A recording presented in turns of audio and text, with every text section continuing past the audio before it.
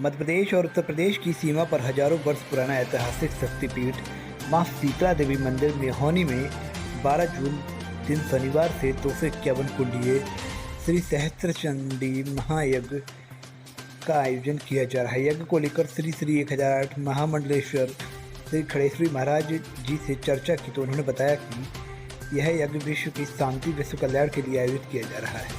12 जून से 20 जून तक लगातार मेहौनी माता मंदिर में भक्तिमय कार्यक्रम चलते रहेंगे। महाराज श्री ने बताया, रामराजा सरकार ओरछा में इस मंदिर का ऐतिहासिक पड़ा हुआ है। महाराज बिस्वा देव दतिया वालों ने मेहौनी माता में जो कुंड है उस कुंड में यज्ञ कराया था। दतिया वाले महाराज को माता ने सिंह पर सवार होकर माता रानी ने साक्षात दर्शन दिए। माता रानी ने जब उन्हें दर्शन दिए तब उन्हें 9 पुत्र प्राप्त हुए। उसके बाद ये 9 गद्दियाँ बनाई। मंदिर में ऐतिहासिक में ऐसा सुनने में आया कि माता रानी की सतयुग की स्थापना है। स्वयं भगवान ने इस मंदिर की स्थापना की। महू मोहाना की ज्वालामुखी गिद्धवासे के जतिहानुमान स्वयं थाप गए। भगवान इस मंदिर की स्थापना का किसी को कुछ पता नहीं।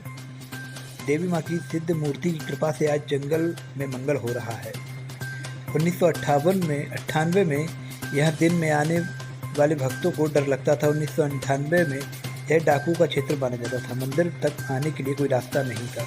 मंदिर के खाते में किसी प्रकार की जमीन नहीं थी, लेकिन 1998 में माँ की ऐसी कृपा हुई कि माँ मेहौनी देवी के इस मंदिर में 1998 से लगातार घी की ज्योति प्रज्वलित है एवं देवी कृपा से आज जंगल में मंगल हो रहा है। कड़ कड़ माता रानी के जयकारे ध्वनि सुनाई देती है। खड़ेश्वरी महाराज ने बताया, करोड़ों रुपए मंदिर के निर्माण में लग रहा है। कहाँ से आता है, कैसे आता है, यह तो माँ की लीला है, तो कोई समझ नहीं पाया। बाकी का सहयोग क्षेत्र से मिल जाता है, जिसकी मंदिर की 200 फुट ऊंचाई बताई जा रही है।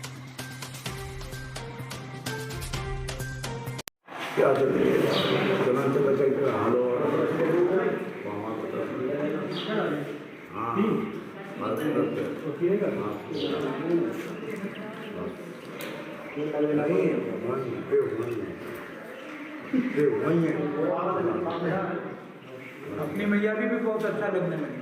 मैं तो उस दिन ही आया था, बहुत तो आप बताइए, मेहौनी माता के बारे में क्या है? यज्ञ हो रहा है, ये किस प्रकार का है? यज्ञ तो विश्व की शांति के लिए हो रहा है, सारे संसार के लिए। तो कितने तारीख से है महाराज? ये 12 जून से 20 जून तक कार्यक्रम है। क्या तो और महाराज जो यहाँ के बारे में कथा है पुरानी वो है कि माता मैया यहाँ स्वयं थी, तो क्या इतिहास है यहाँ का? राम राजा ओरछा है ना, ओरछा में इसका इतिहास पड़ा हुआ है। महाराजा बृषभ देव जी थे दतिया वाले। जो दतिया वाले महाराज ने ये जो अपना कुंड है, ये हवन कुंड था। उन्होंने लक्ष्य चंडी यज्ञ कराया यहाँ दतिया वाले महाराज बृषभ देव जी ने। तो सिंह पे सवार होकर साक्षात माता ने उनको दर्शन दिए और जब से उनको माँ ने आशीर्वाद दिया, जब से उनके 4 पुत्र हुए और ये 9 पुत्र हुए और 9 ये गद्दियाँ बनी प्रसन्न देव जी महाराज की। अच्छा, मंदिर के बारे में इतिहास में ऐसा सुनने को आया है कि सतयुग की स्थापना है, स्वयं भगवान की स्थापना। महू मोहनी की ज्वालामुखी गिद्धवासी के जति हनुमान स्वयं थाप गए भगवान। इसकी स्थापना का किसी को पता नहीं, स्वयं सिद्ध मूर्ति है। यहाँ एक बिस्वा भी जमीन नहीं है। मैं आया जब यहाँ कुछ भी नहीं था, बेड़ था, दखनी खड़े थे, रास्ता भी आने का नहीं था, लेकिन इसकी कृपा से करोड़ों रुपए लग रहे। कहाँ से पैसा आता है, कैसे आता है, क्या होता है, माता ही जानती है। मैं तो 16 सा चंदा कर लेता हूँ, जिससे लाखों रुपए का काम हो जाता है। महाराज जी जैसे यहाँ कुंड के बारे में बताया जाता है कि कुंड में जल रहता है, वहाँ माता रानी है। ये जो कुंड है ना, इसमें जल है ना, सीधी गंगा पृथ्वी से निकली हुई है। अपने आप ऑटोमेटिक पाना आता है इसमें। और इस कुंड का पानी गंगा जी के समान है। बरसों तक बोतल में भर के रख दो, खराब नहीं होगा। कोई बीमारी हो जाए, कैंसर हो जाए, अटैक हो या कोई घातक बीमारी हो, उसको कुंड का ही पानी देते हैं पिलाने के लिए, और माता की विभूति, जिससे वो मरीज़ ठीक हो जाता है। जिसके पुत्र नहीं हो रहे, संतान नहीं है, इसके लड़कियाँ ही लड़कियाँ हैं, लड़का नहीं है, उसको भी कुंड का पानी देते हैं तो उससे लड़का हो जाता है। ये सब माता ही की कृपा है। महाराज जी जैसे बताया जाता है कि कुंड में माता रानी है, जो हाँ माता रानी है ना उसकी, वो हवन कुंड का कीट है। एक बार ऐसा हुआ था, पुराने समय की बात है, यहाँ कुछ मुसलमानों के घर थे, तो मुसलमान गैया रखता था, तो वो गैया को सुबह दूध निकाल के ले जाता, चरने के लिए छोड़ देता। शाम को गैया आती तो उसके घर दूध नहीं देती थी, यहाँ कुंड के पास खड़ी होके सारा दूध पहले मूर्ति बाहर थी उस पर निचुड़ जाता था। तो एक दिन मुसलमान सारे दिन गैया के साथ में घूमा, शाम को इसका दूध कौन निकाल लेता है, तो फिर वो गैया यहाँ आके खड़ी हुई, उसी के सामने दूध निचर गया, उसने यहाँ गाय को माता को काट दी, जब इसे माँ कुंड में लुप्त हो गई। और जब से यह मुसलमान जाएगा बीज नहीं है, कोई मुसलमान नहीं रह सकता। ये इस क्षेत्र में कोई मुसलमान बाहर का आ जाए तो भी नहीं टिक पाता है। और जैसे ही महाराज जी बताया जाता है कई बार माता रानी को निकालने के लिए खुदाई की गई, हाँ। की गई। हाँ कुंड का कई बार पानी निकाला गया, पर इसका पानी भी निकाला गया सिंहपुरा वाले महाराज थे जब, जो कुंड टूटा नहीं।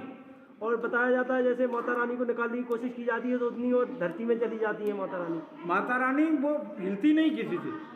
अच्छा, हिलती नहीं है? किसी से हिलती नहीं।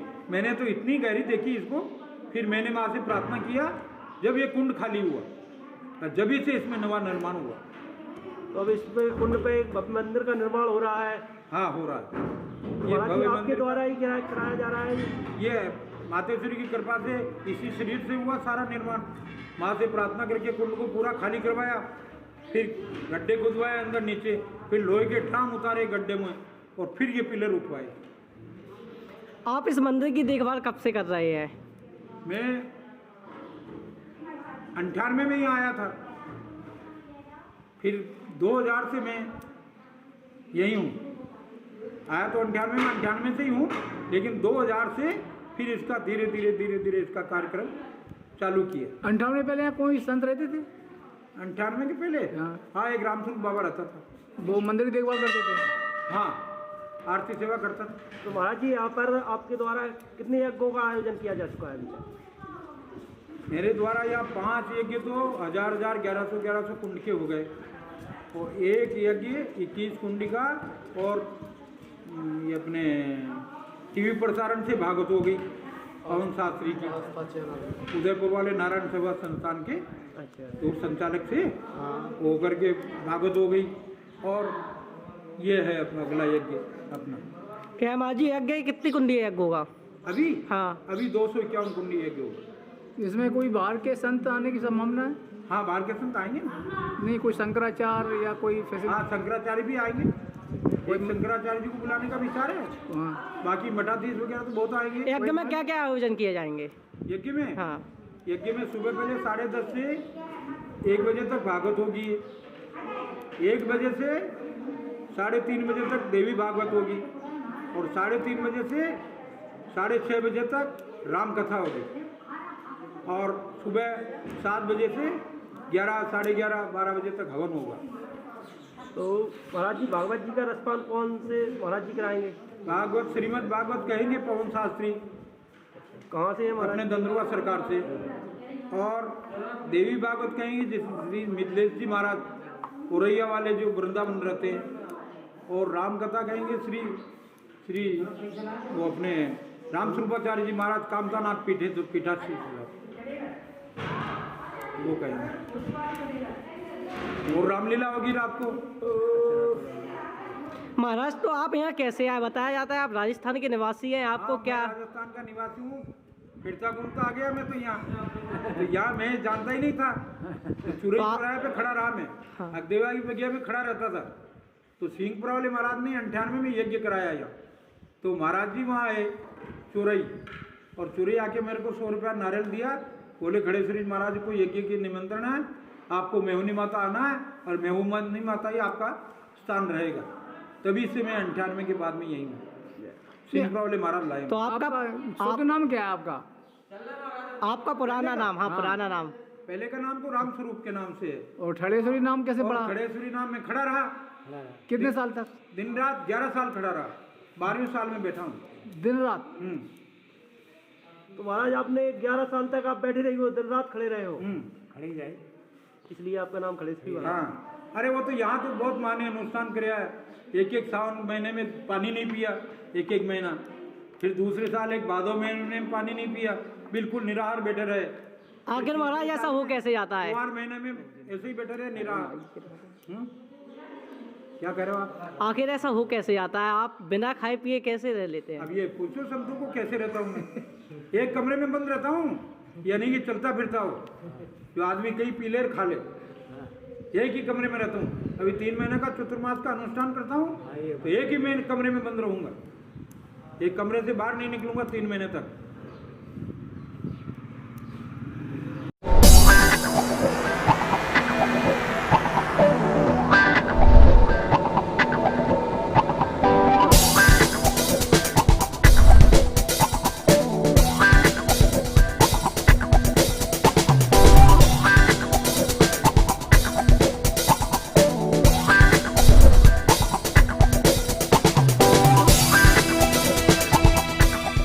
Subscribe now and press the bell icon.